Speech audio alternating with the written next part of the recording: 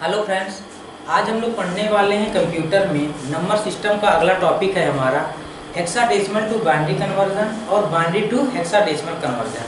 तो आइए हम लोग पहला टॉपिक लेते हैं हेक्साडेसिमल टू बाइनरी कन्वर्जन को।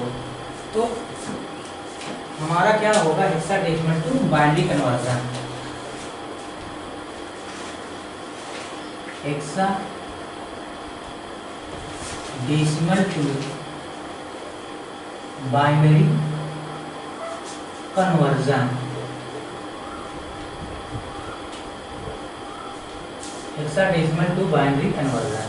तो हेक्साडेसिमल टू बाइनरी कन्वर्जन के लिए हमारे पास दो मेथड है। तो पहले हम लोग फर्स्ट मेथड देखते हैं। फर्स्ट मेथड में क्या होता है, किसी भी चीज़ को कन्वर्ट करने के लिए तो हम लोग यहाँ से एक बनाते हैं step first. Hexadecimal to binary conversion में स्टेप फर्स्ट हम लोग क्या लेंगे, किसी भी दी गई वैल्यू जैसे कोई हेक्साडेसिमल में दिया है, सबसे पहले उसे हम किस में कन्वर्ट करेंगे, डेसिमल में करेंगे। तो हमारा पहला स्टेप हो जाएगा हेक्साडेसिमल टू डेसिमल कन्वर्जन। फिर हमारा स्टेप सेकंड आएगा। यहाँ पर स्टेप सेकंड हमारा क्या होगा, डेसिमल टू बाइनरी कन्वर्जन। कहने का मतलब ये है हेक्साडेसिमल टू बाइनरी कन्वर्जन में पहला स्टेप हम लोग लेते हैं हेक्साडेसिमल टू डेसिमल कन्वर्जन, तो दूसरा स्टेप लेंगे डेसिमल टू बाइनरी कन्वर्जन। तो आइए एक एग्जांपल के माध्यम से इसको हम लोग देखते हैं कि इसे कैसे कन्वर्ट करना है।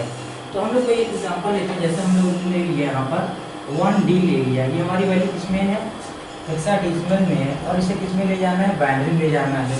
तो यहाँ पर सबसे पहले हम लोग क्या करेंगे, 1D को हेक्साडेसिमल से डेसिमल में ले जाएंगे। स्टेप फर्स्ट हमारा है। यहाँ पर हम लोग क्या करेंगे, इसे इस बेस को इसमें मल्टीप्लाई करेंगे। ये हमारा हो जाएगा D इंटू 16 प्लस 1 इंटू 16। तो यहाँ पर हम लोग डिग्री लगाएंगे। डिग्री हमारी कितना हो जाएगी, 0 और 1। जैसे हम लोग जानते हैं, यहाँ पर थोड़ा सा देख लेते हैं। 16 की पावर 0 का मान 1 होता है। 16 की पावर 1 की वैल्यू 16 होता है। 16 स्क्वायर की वैल्यू कितना होता है, 256 होता है। इसी प्रकार हम लोग आगे आगे बढ़ाते चले जाएंगे, तो पावर बढ़ेगा तो उसकी वैल्यूज भी बढ़ती जाएंगी। तो यहाँ पर 16 की पावर 0 की वैल्यू 1 है। और एक चीज़ और ध्यान देना, यहाँ पर A के लिए हम लोग 10 लिखते हैं हेक्साडेसिमल में, B के लिए कितना लिखते हैं, 11 लिखते हैं, C के लिए 12, D के लिए 13, E के लिए 14 और F के लिए 15 लेते हैं। आपको ये बार बार इसलिए बताया जाता है जिससे कि कुछ चीज़ें आप याद कर लीजिए। तो यहाँ पर हमारा क्या हो जाएगा, यहाँ पे 16 की पावर 0 की वैल्यू है तो 1 हो जाएगा, और D की वैल्यू कितना है हमारा, 13 है, इसको हम लोग 13 लिख देंगे। प्लस 16 की वैल्यू 1 में यहाँ पे पावर 1 है तो ये 16 ही रहेगा। उसको सॉल्व कर देंगे तो 16 प्लस 13 इसका क्या आ जाएगा सर, 29। ये हमारा किसमें आ गया, डेसिमल में। तो हम लोग अगला स्टेप क्या करेंगे, यहाँ से जो ये हमारा डेसिमल वैल्यू है इसको बाइनरी में कन्वर्ट करेंगे। तो बाइनरी में कन्वर्ट करने के लिए हम लोग क्या करेंगे, 29 को 2 से डिविजिबल करेंगे। तो ये क्या हो जाएगा, 2 1 जा 2 2 2 2 4 जा 8, मतलब कहने का 2 चौक 8, यहाँ हो जाएगा 1।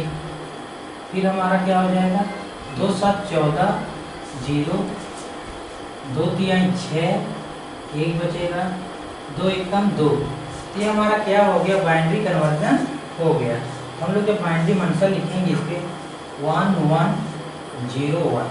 ये हमारा एक सिंपल सा क्वेश्चन था जिसको हम लोगों ने सॉल्व किया। ये हमारा क्या हो गया, हेक्साडेसिमल टू बाइनरी कन्वर्जन में हम लोगों ने इसको कर लिया। तो कुछ चीज़ों का आपको देखेंगे कि जो मेथड है थोड़ा सा लंबा पड़ रहा है। क्यों, क्योंकि इसमें हम लोग क्या कर रहे हैं, पहले हेक्साडेसिमल टू डेसिमल जा रहा है, फिर डेसिमल टू बाइनरी आ रहा है।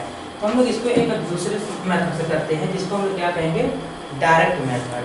तो डायरेक्ट मेथड में हम लोग क्या करेंगे, यहाँ से जैसे हमारे पास कोई वैल्यू दिया है, ठीक है, तो डायरेक्ट मेथड में हम लोग देखेंगे यहाँ पर जैसे हमारे पास 1 है, D है, तो हमारे पास सिर्फ डी की वैल्यू कितना होती है 13 होती है। तो हम क्या करेंगे 13 को सॉल्व कर देंगे, 2 6 12 1 2 3 6 0 2 1 कम 2, ये हो जाएगा 1।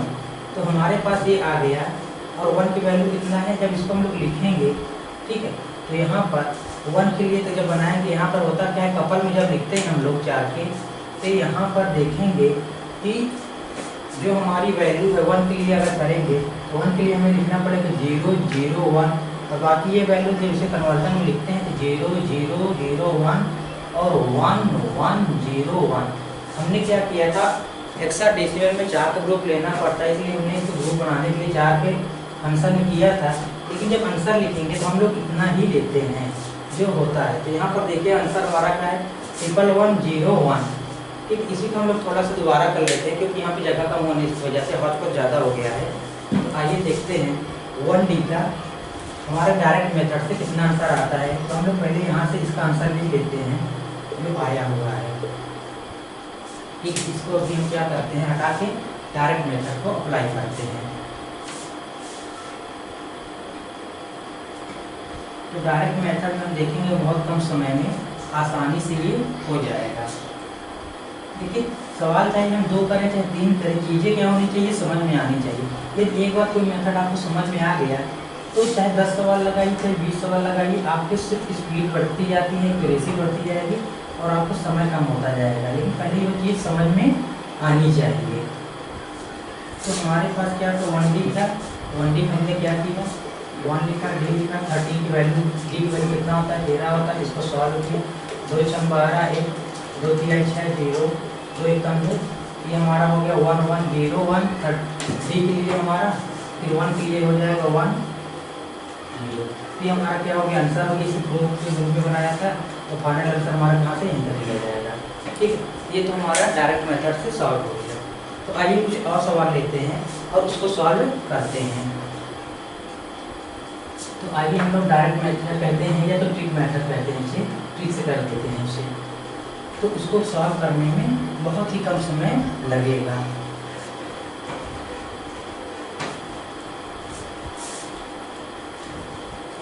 ठीक है, जैसे हम कोई सवाल ले लेते हैं एट रैंडम 5C8 ले लेते हैं। ठीक है, 5C8 ये हमारा इसमें है, हेक्साडेसिमल में है, इसे बाइनरी में ले जाना है। तो हम लोग क्या करेंगे, इसको अलग अलग थोड़ा दूरी पे लिखेंगे 5C8 को। अब यहाँ पे क्या करेंगे, हम लोग 8 का ले लेते हैं, ये हो जाएगा 2 चौकाट 0 2 दूनी 4 0 2 1 कम 2। तो हमारा इसके लिए हो जाएगा अंक 1 0 0 0। ठीक, फिर हमारा C लेते हैं, A के लिए 10 होता है, B के लिए 11 होता है और C के लिए 12 होता है। तो यहाँ पर हमारा 12 हो जाएगा। यहाँ पर हम लोग चीज़ों को देख भी लेते हैं, 1 बराबर 10 हो जाएगा, B बराबर 11 हो जाएगा, C बराबर 12 हो जाएगा। अभी हम लोग क्या करेंगे, इसको सॉल्व करते हैं। तो 12 को सॉल्व करेंगे, 2 6 12 0 2 3 6 0 2 1 कम 2। तो यहाँ हमारा ये हो गया 2 1 कम 2। ठीक है, अब इसका आंसर हम लोग लिखेंगे तो कुछ इस तरीके से लिखा जाएगा 1 1 0 0।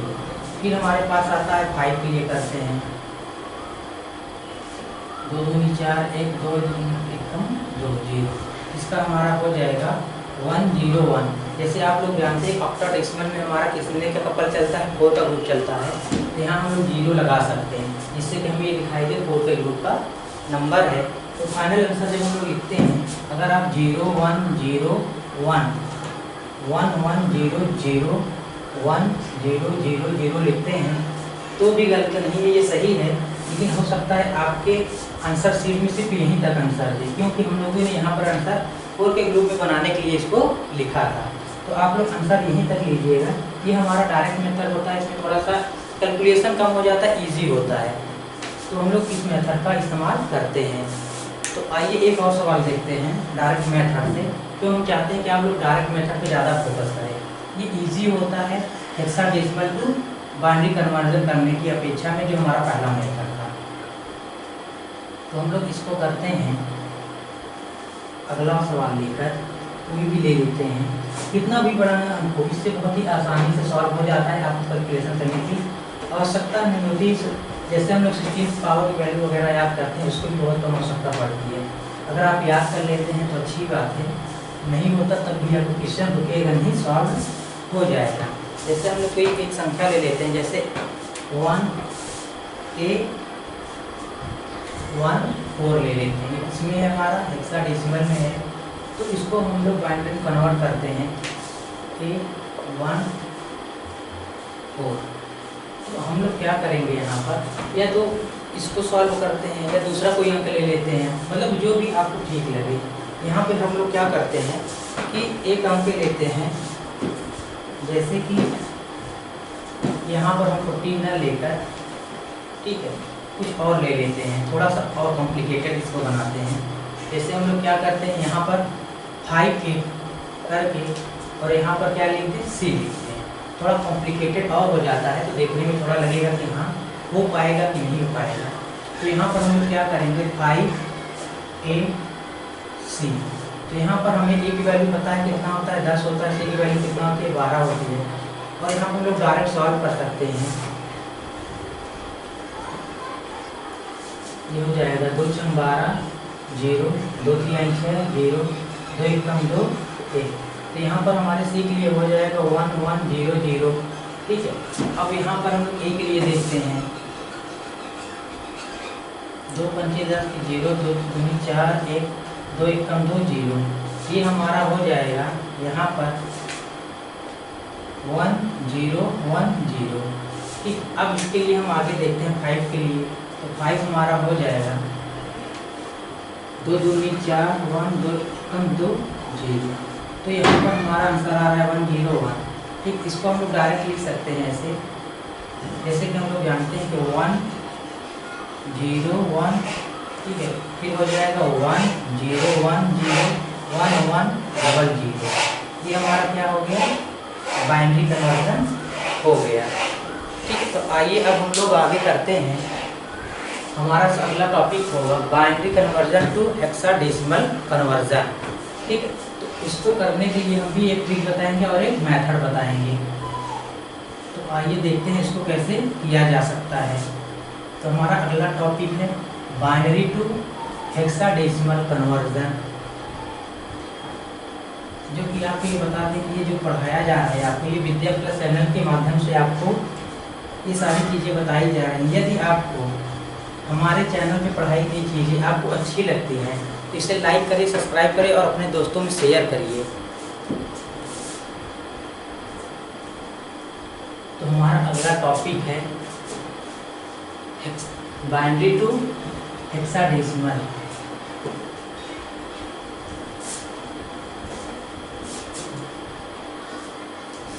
हम लोग लेते हैं अभी binary to hexadecimal. Binary to hexadecimal में हम लोग लेते हैं 11101। तो हम लोग क्या करते हैं, बाइनरी फेज 2 होता है, हेक्साडेसिमल का क्या होता है, 16 होता है। सबसे पहले हम लोग इसमें क्या करेंगे, हम लोग क्या करेंगे बाइनरी से, सबसे पहले इसमें लिखेंगे बाइनरी टू डेसिमल कन्वर्जन। फिर हम लोग करेंगे डेसिमल टू हेक्साडेसिमल, ठीक है। इन दो स्टेप हम लोग फॉलो करके आगे का मेथड करते हैं। तो हम लोग इसको पहले करने के लिए, जैसे बाइनरी टू डेसिमल करना है, तो बाइनरी टू डेसिमल कन्वर्जन में हम लोग क्या करेंगे, इस बेस से इसमें मल्टीप्लाई करेंगे।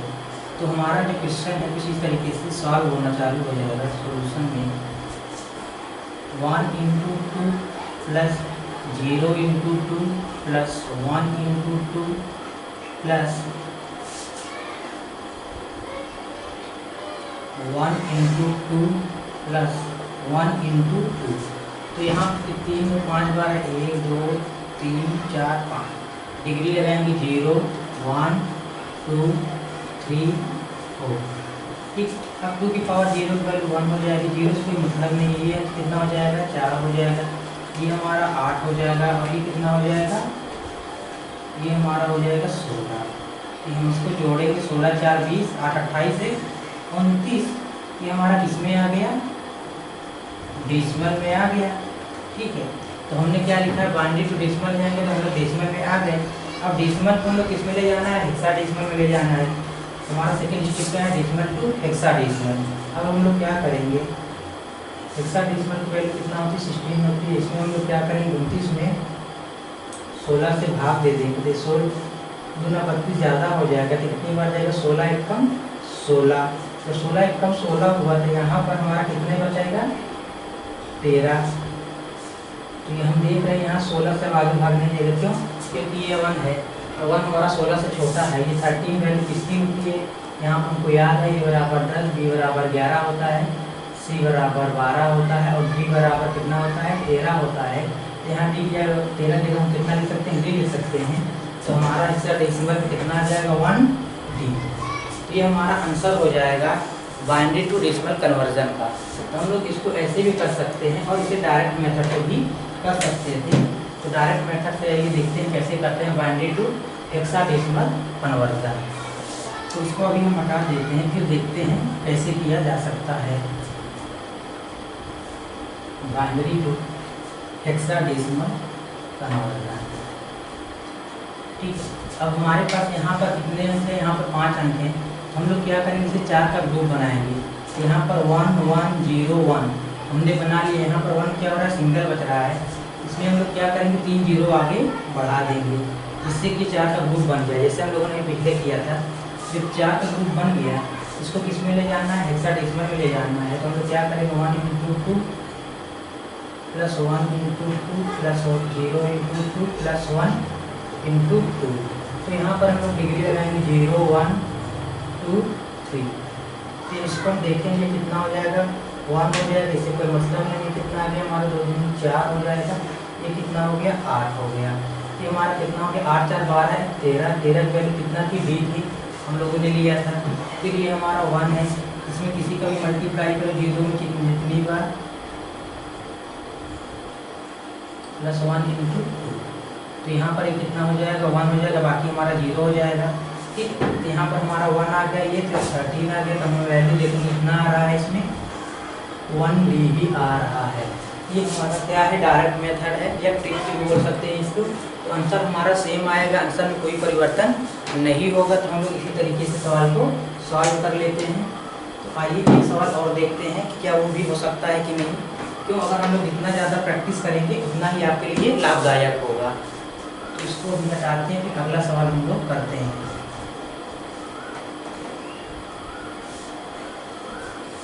आप जितना ज़्यादा प्रैक्टिस करेंगे आपके लिए उतना ही ज़्यादा बेनिफिट होगा, क्योंकि नंबर सिस्टम जैसे आपसे बताया गया है कि ट्रिपल सी लेवल का कंप्यूटर एग्जाम है। अगर आप 200 में से 200 अंक प्राप्त कर भी लेते हैं, अगर आपका कंप्यूटर में 20 नंबर नहीं आते हैं, आपका 200 में से 200 नंबर पाना भी व्यर्थ है। क्योंकि साफ तौर पर आपसे बताया गया है TG2 के एग्ज़ाम में कि आपको कम से कम कंप्यूटर में 20 नंबर लाना है। अगर आप कंप्यूटर में फेल होंगे तो आपकी सेकेंड कॉपी चेक नहीं की जाएगी।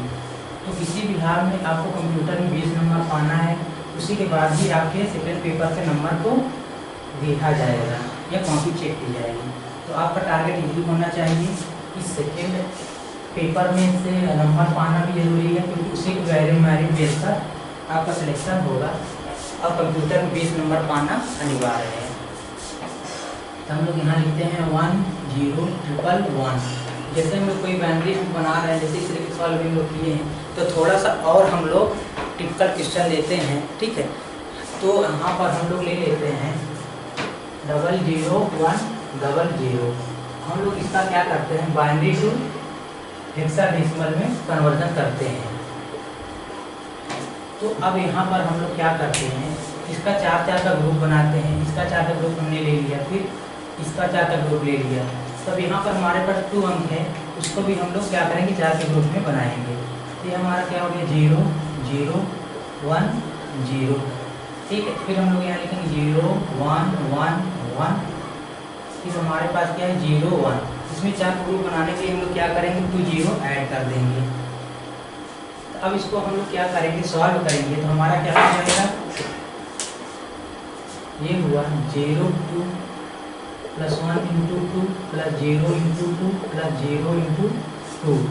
तो यहाँ पे डिग्री हमारी 0 हो गई, 1 हो गई, 2 हो गई, 3 हो गई। तो ये 0 0 पूरा 0 ही हो जाएगा। तो यहाँ पे कितना है, 2 दूनी 4 है।